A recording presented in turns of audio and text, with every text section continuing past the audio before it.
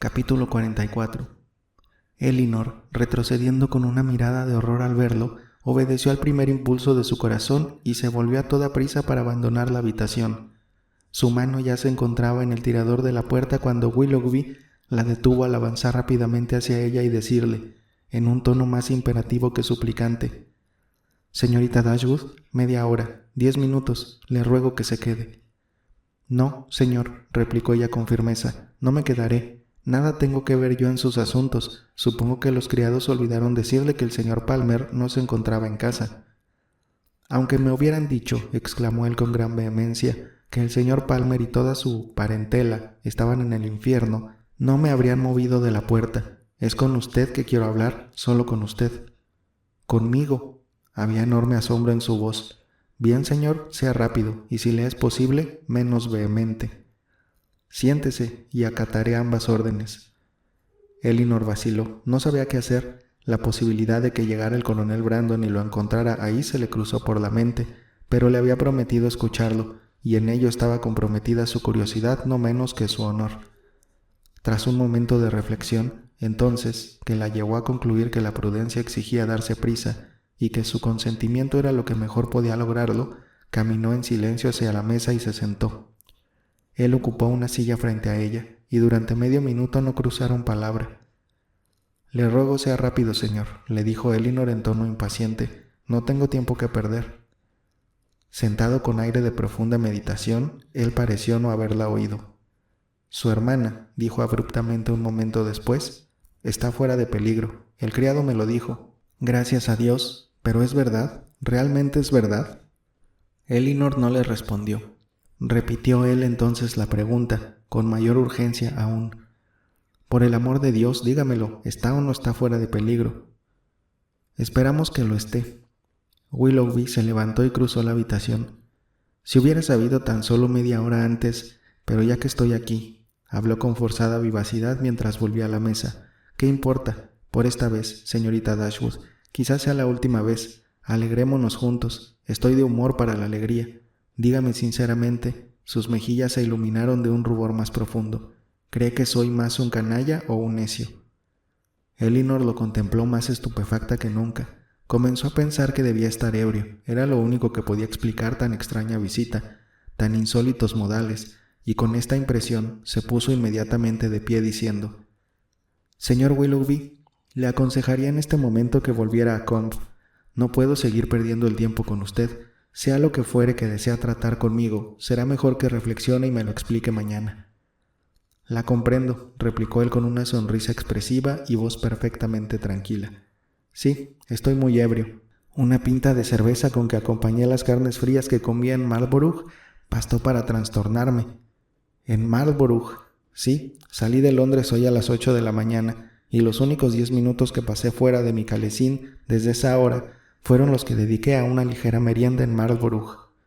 La firmeza de sus modales y la inteligencia de su mirada mientras hablaba convencieron a Elinor de que, cualquiera fuese la imperdonable locura que lo traía a Cleveland, no se trataba de ebriedad, y tras pensar durante unos instantes, dijo: «Señor Willoughby, usted tiene que darse cuenta, y yo ciertamente así lo creo, que después de todo lo que ha pasado, su venida acá y la forma en que lo ha hecho, imponiéndome su presencia, exigen una excusa muy especial. ¿Qué pretende con esto?». «Lo que pretendo», dijo el joven con tono gravemente enérgico, «si es que puedo, es hacer que usted me odie un poco menos que ahora. Pretendo ofrecer alguna explicación, alguna disculpa por lo ocurrido en el pasado, abrirle mi corazón y convencerla de que aunque siempre he sido un bueno para nada, no siempre he sido un canalla, y de esta forma obtener algo semejante al perdón de su hermana». «¿Es ese el verdadero motivo que lo trajo aquí?». «Por mi vida que sí lo es», fue su respuesta, dicha con un fervor que trajo a la memoria de Elinor todo lo que había sido el antiguo Willoughby, y que a su pesar la hizo creerlo sincero. «Si eso es todo, puede darse por satisfecho, pues Marianne, sí, hace mucho que lo ha perdonado». «Lo ha hecho», exclamó el joven con el mismo tono intenso. «Entonces me ha perdonado antes de que hubiera debido hacerlo, pero me perdonará otra vez, y esta vez por motivos mucho más valederos. Ahora, ¿querrá escucharme?». Elinor asintió con un gesto en la cabeza. «No sé», dijo, tras una pausa llena de expectación por parte de Elinor, de cavilaciones en él. ¿Cómo se habrá explicado usted mi comportamiento con su hermana, o qué motivos diabólicos me habrá atribuido? Tal vez le sea difícil pensar mejor de mí, sin embargo, vale la pena intentarlo y le contaré todo. Al comienzo de mi intimidad con su familia no tenía yo ninguna otra intención, ningún otro interés en la relación que pasar momentos agradables mientras duraba mi forzada permanencia en Devonshire, más agradables de los que había disfrutado hasta entonces. Su hermana, con su aspecto adorable y atractivas maneras, no podía dejar de encantarme, y su trato hacia mí, casi desde el principio, fue... Es increíble, cuando pienso en cómo fue su trato y en cómo era ella, que mi corazón haya sido tan insensible, pero al comienzo, debo confesarlo, solo halagó mi vanidad, sin preocuparme por su felicidad, pensando solo en mi propia diversión, permitiéndome sentimientos que toda mi vida había estado acostumbrado a consentir. Me esforcé con todos los medios a mi alcance por hacerme agradable a ella, sin ninguna intención de corresponder a su afecto.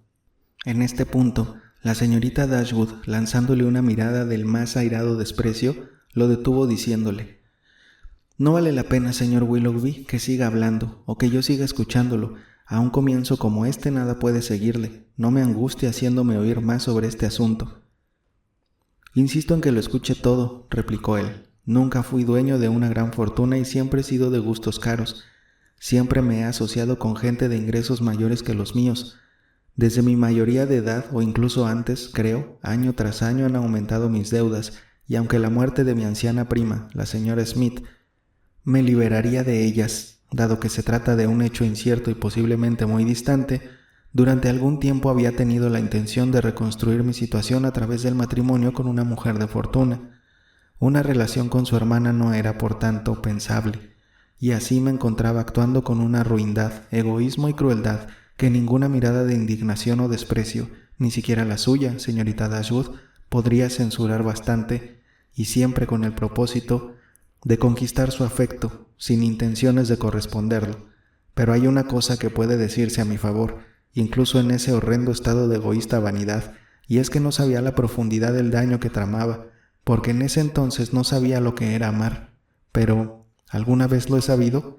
Bien puede dudarse de ello, pues si realmente hubiera amado, ¿podría acaso haber sacrificado mis sentimientos a la vanidad, a la avaricia? O lo que es peor, ¿podría haber sacrificado los suyos? Pero lo he hecho, para evitar una pobreza relativa, que su afecto y compañía habrían despojado de todos sus horrores. He perdido, elevándome a una situación de fortuna, todo lo que hubiese hecho de ella una bendición. Entonces, dijo Elinor algo aplacada, si se sintió durante un tiempo encariñado con ella.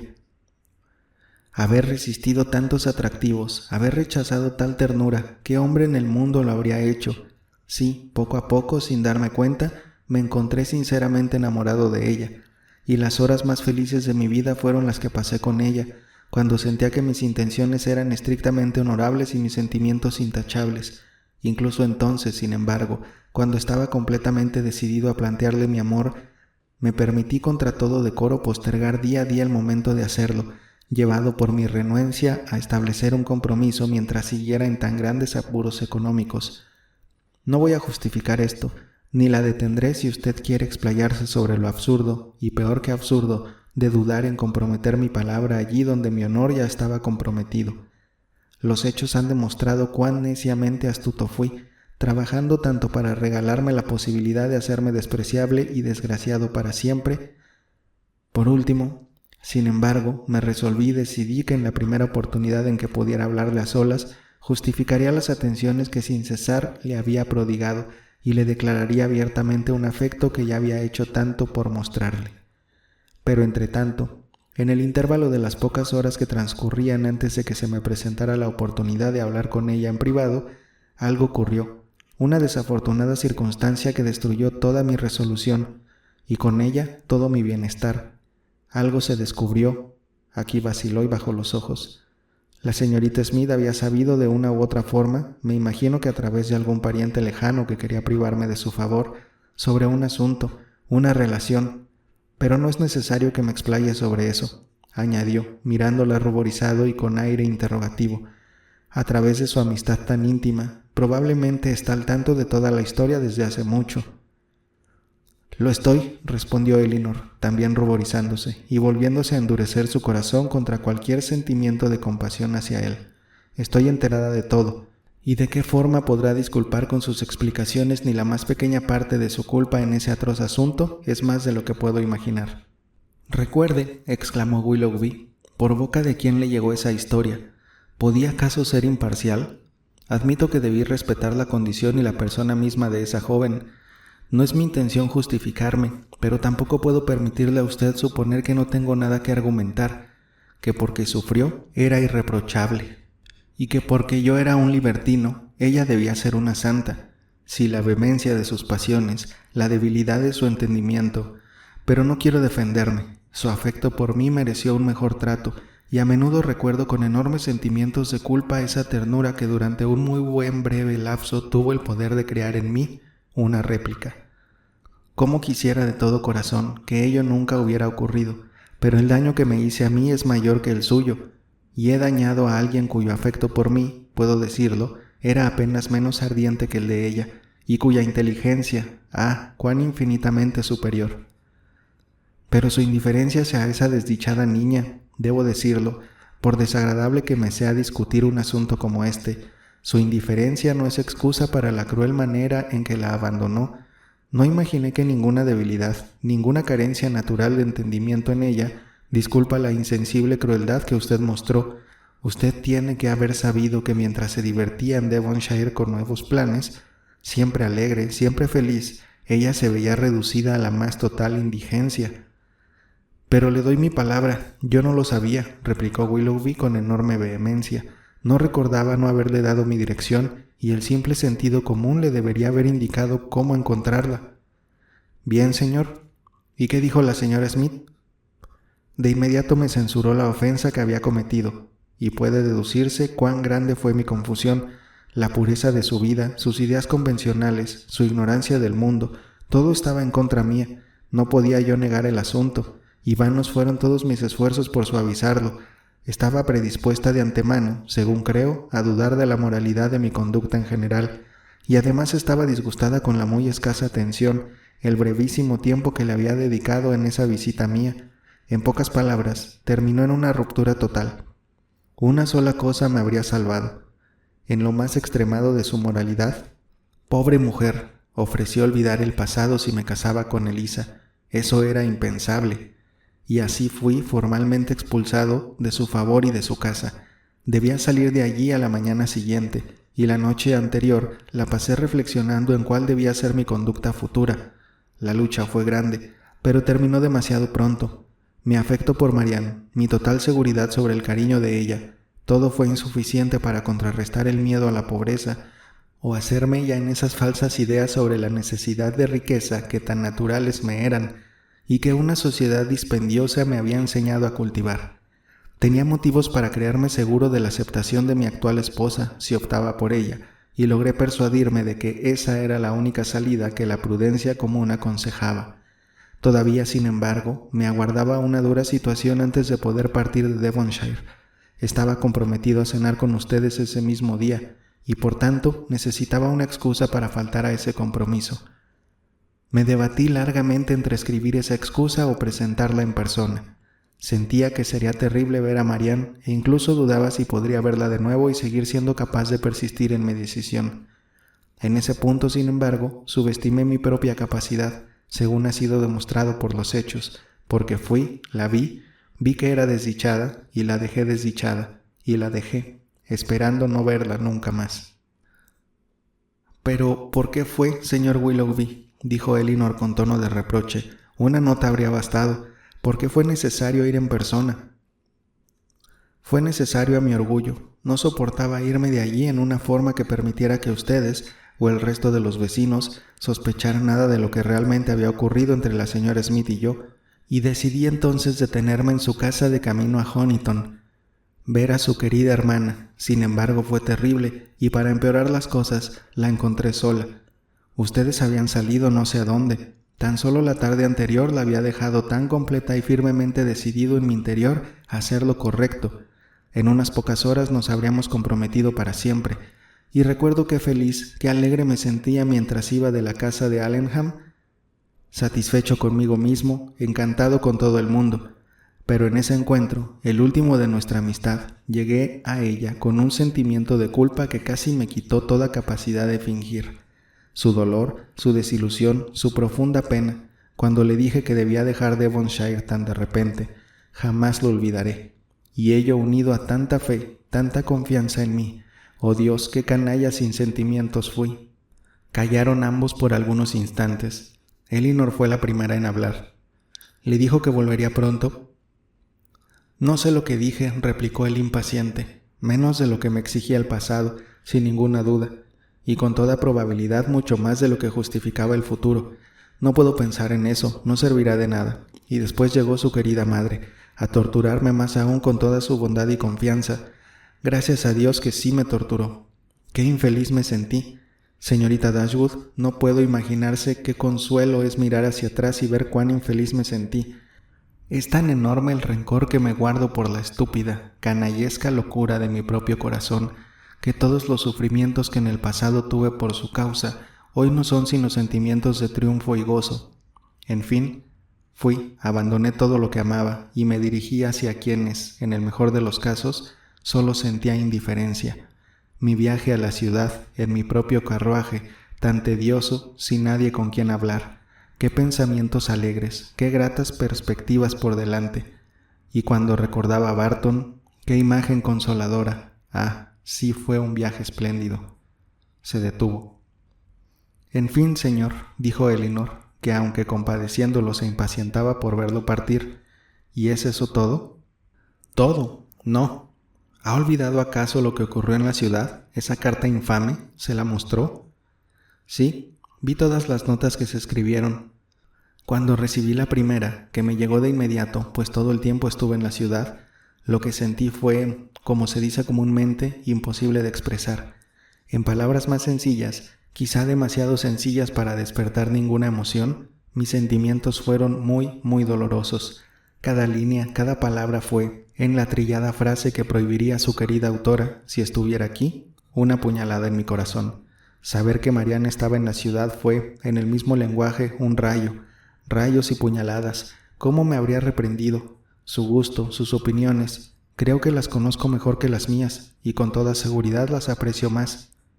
El corazón de Elinor, que había recorrido toda una gama de emociones en el curso de esta extraordinaria conversación, volvió a ablandarse una vez más. Aún así, sintió que era su deber refrenar en su compañero ideas como la última que había expresado.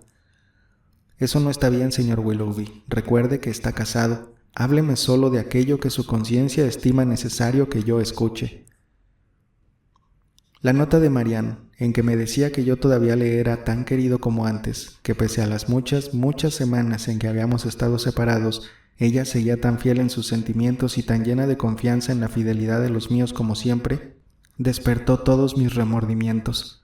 Digo que los despertó porque el tiempo y Londres, las ocupaciones y la disipación de alguna manera los habían adormecido y me había estado transformando en un villano completamente endurecido, creyéndome indiferente a ella y eligiendo creer que también yo debía haberle llegado a ser indiferente, diciéndome que nuestra relación en el pasado no había sido más que un pasatiempo, un asunto trivial, encogiéndome de hombros como prueba de ello y acallando todo reproche, venciendo todo escrúpulo con el recurso de decirme en silencio de vez en cuando: estaré feliz de todo corazón cuando la sepa bien casada. Pero su nota me hizo conocerme mejor. Sentí que me era infinitamente más querida que ninguna otra mujer en el mundo y que me estaba comportando con ella de la manera más infame. Pero en ese momento ya todo estaba definido entre la señorita Grey y yo. Retroceder era imposible. Todo lo que tenía que hacer era evitarlas a ustedes dos. No le respondí a Marianne, intentando por ese medio impedir que volviera a reparar en mí, y durante algún tiempo incluso estuve decidido a no acudir a Berkeley Street, pero por último, juzgando más sabio fingir que solo se trataba de una relación fría y ordinaria, esperé una mañana que hubieran salido de la casa y dejé mi tarjeta. ¿Esperó a que saliéramos de la casa? Sí, incluso eso. Les sorprendería saber cuán a menudo las vi, cuántas veces estuve a punto de toparme con ustedes. Entré en innumerables tiendas para evitar que me vieran desde el carruaje en que iban. Viviendo en Bond Street como yo lo hacía, casi no había día en que no divisara una de ustedes. y lo único que pudo mantenernos apartados durante tanto tiempo fue mi permanente alerta, un constante e imperioso deseo de mantenerme fuera de la vista de ustedes. Evitaba a los Middleton tanto como me era posible, al igual que a todos los que podían resultar conocidos comunes, pero sin saber que se encontraban en la ciudad, me tropecé con Sir John, creo, el día en que llegó, al día siguiente de mi visita a casa de la señora Jennings. Me invitó a una fiesta, a un baile en su casa esa noche. Aunque no me hubiera dicho para convencerme que usted y su hermana estarían allí, habría sentido que era algo demasiado probable como para atreverme a ir. La mañana siguiente trajo otra breve nota de Marianne, todavía afectuosa, franca, ingenua, confiada, todo lo que podía hacer más odiosa mi conducta. No pude responderle. Lo intenté y no pude redactar ni una sola frase, pero creo que no había momento del día en que no pensara en ella. Si puede compadecerme, señorita Dashwood, compadézcase de mi situación como era en ese entonces, con la mente y el corazón llenos de su hermana. Tenía que representar el papel de feliz enamorado frente a otra mujer. Esas 3 o 4 semanas fueron las peores de todas, y así, finalmente, como no es necesario que le diga, inevitablemente nos encontramos. Y a qué dulce imagen rechacé, qué noche de agonía fue esa. De un lado, Marianne, hermosa como un ángel, diciendo mi nombre con tan dulces acentos, oh Dios, alargándome la mano, pidiéndome una explicación con esos embrujadores ojos fijos en mi rostro con tan expresiva solicitud.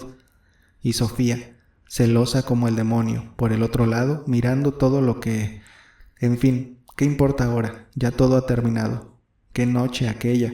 Huí de ustedes apenas pude, pero no antes de haber visto el dulce rostro de Marianne blanco como la muerte. Esa fue la última vez que la vi, la última imagen que tengo de ella. Fue una visión terrible, pero cuando hoy la imaginé muriendo de verdad, fue una especie de alivio pensar que sabía exactamente cómo aparecería ante los últimos que la verían en este mundo. La tuve frente a mí, siempre frente a mí durante todo el camino, con el mismo rostro y el mismo color. A esto siguió una breve pausa en que ambos callaron, pensativos. Willoughby, levantándose primero, la rompió diciendo: «Bien, debo apresurarme a irme. ¿Seguro que su hermana está mejor, fuera de peligro?»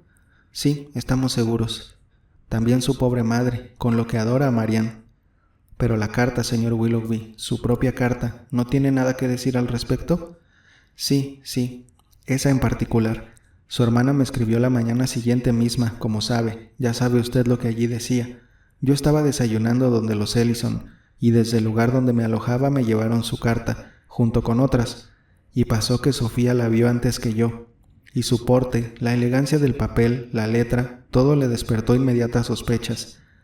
Ya antes le habían llegado vagos informes sobre una relación mía con una joven en Devonshire, y lo ocurrido la noche anterior ante su vista le había indicado quién era la joven, poniéndola más celosa que nunca, fingiendo entonces ese aire juguetón que es delicioso en la mujer que uno ama. Abrió ella misma la carta y leyó su contenido.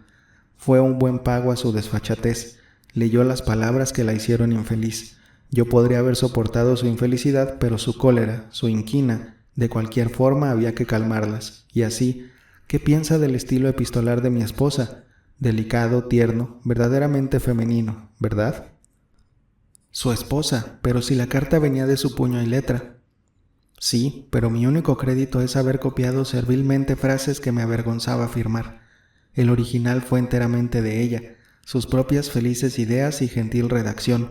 Pero ¿qué podía hacer yo? Estábamos comprometidos, estaban preparando todo, casi habían fijado la fecha, pero hablo como un necio. Preparaciones, fecha. Hablando sinceramente, necesitaba su dinero, y en una situación como la mía tenía que hacer cualquier cosa para evitar un rompimiento. Y después de todo, ¿qué importancia podía tener para la opinión de Marianne y sus amigos sobre mi carácter el lenguaje en que estuviera formulada mi respuesta? Debía servir a un solo propósito. Tenía que mostrarme como un villano, y poco importaba que lo hiciera con una venia o una bravuconada. Mi reputación ante ellas está arruinada para siempre, me dije. Estoy para siempre proscrito de su lado. Ya me creen un individuo sin principios, esta carta se limitará a hacerlas creerme un sinvergüenza. Tales eran mis razonamientos mientras, en una especie de desesperada indiferencia, copiaba las palabras de mi esposa y me separaba de las últimas reliquias de Marianne. Sus 3 cartas, desgraciadamente las guardaba en mi cartera, o habría podido negar su existencia y conservarlas como un tesoro para siempre. Debí incluirlas y ni siquiera pude besarlas, y el mechón de su cabello también lo había llevado siempre conmigo en mi cartera, que ahora la señora registraba con la más cautivante virulencia.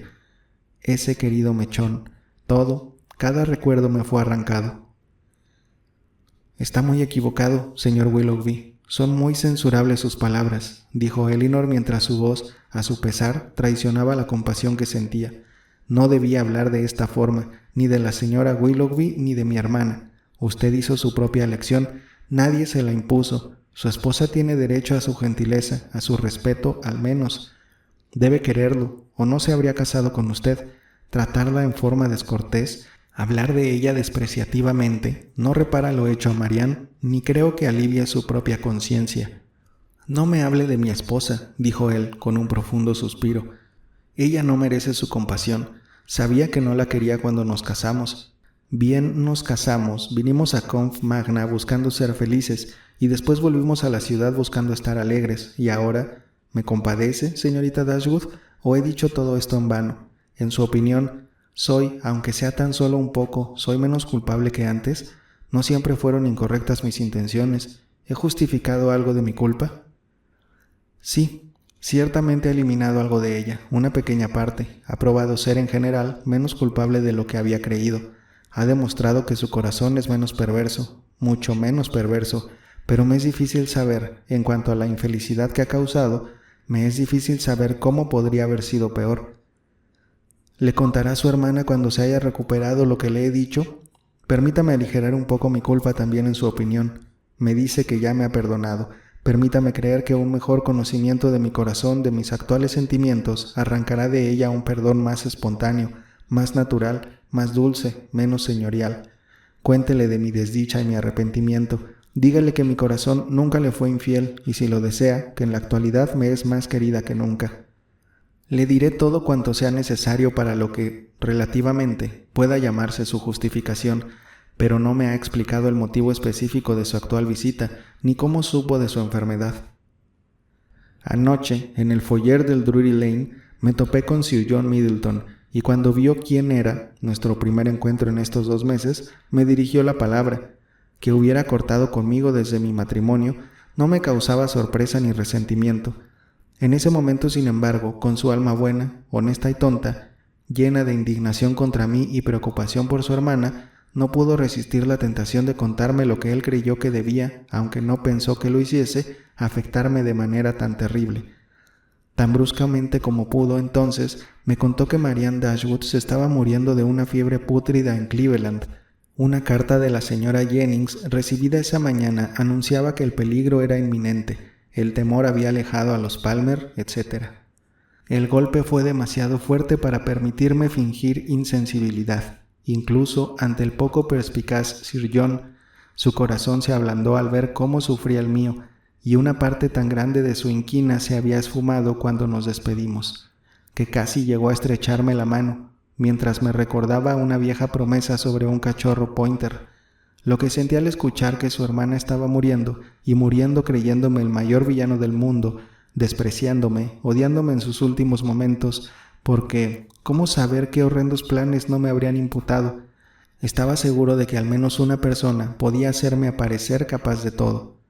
Lo que sentí fue atroz. Rápidamente tomé una decisión, y hoy a las 8 de la mañana ya me encontraba en mi carruaje. Ahora ya lo sabe todo. Elinor no respondió. Sus pensamientos estaban silenciosamente fijos en el daño irreparable que una independencia demasiado temprana y los consiguientes hábitos de ocio, disipación y lujos habían causado en la mente, el carácter, la felicidad de un hombre que, a todas las ventajas de una buena apariencia y talentos, unía una disposición naturalmente franca y honesta, y temperamento sensible y afectuoso. El mundo lo había hecho extravagante y vanidoso. La extravagancia y la vanidad lo habían hecho insensible y egoísta. La vanidad, mientras Willoughby sacrificaba a otro en aras de su propio triunfo culpable, lo había involucrado en un verdadero afecto al que la extravagancia, o al menos su hija, la necesidad, había exigido renunciar. Cada uno de estos defectos, al conducirlo al mal, también lo había conducido al castigo. El afecto que contra todo honor, contra sus sentimientos, contra sus mejores intereses había aparentemente querido arrancar de sí, ahora, cuando ya no le era permitido, dominaba todos sus pensamientos, y la unión por cuya causa, sin ningún escrúpulo, había hecho desgraciada a su hermana, parecía haberse transformado en una fuente de infelicidad para él mismo de una naturaleza mucho más incurable. De este ensimismamiento la sacó después de algunos minutos Willoughby, quien, saliendo de un ensimismamiento al menos igual de doloroso, se levantó preparándose para partir, y dijo: «No sirve de nada que permanezca aquí, debo irme». «¿Vuelve a la ciudad?» «No, a Combe Magna. Tengo algo que hacer allí. En 1 o 2 días más seguiré a la ciudad. Adiós». Le alargó la mano. Ella no pudo rehusar darle la suya. Él se la estrechó afectuosamente. «Pero, ¿usted sí piensa mejor ahora de mí?», dijo soltándola y apoyándose en la repisa de la chimenea, como si hubiera olvidado que iba a marcharse. Elinor le aseguró que así era, que lo perdonaba, lo compadecía, que le deseaba lo mejor, incluso que fuera feliz, a lo que añadió un consejo gentil sobre el comportamiento más adecuado para lograrlo. Su respuesta no fue muy animadora. «En cuanto a eso», dijo, «tendré que arreglármelas lo mejor que pueda. En la felicidad doméstica no puedo ni pensar.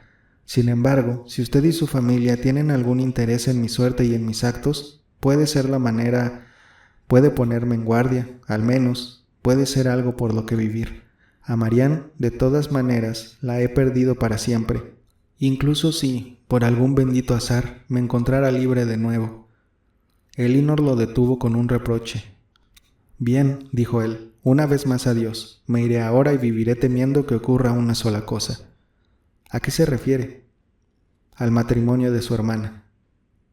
«Está muy equivocado. Nunca podrá estar más fuera de su alcance de lo que está ahora». «Pero será de otro, y si ese otro fuera el mismo que entre todos los hombres menos soporto, pero no me quedaré a privarme de toda su compasiva buena voluntad al mostrarle que allí donde he hecho más daño, menos puedo perdonar. Adiós, que Dios la bendiga». Y con estas palabras salió casi corriendo de la habitación.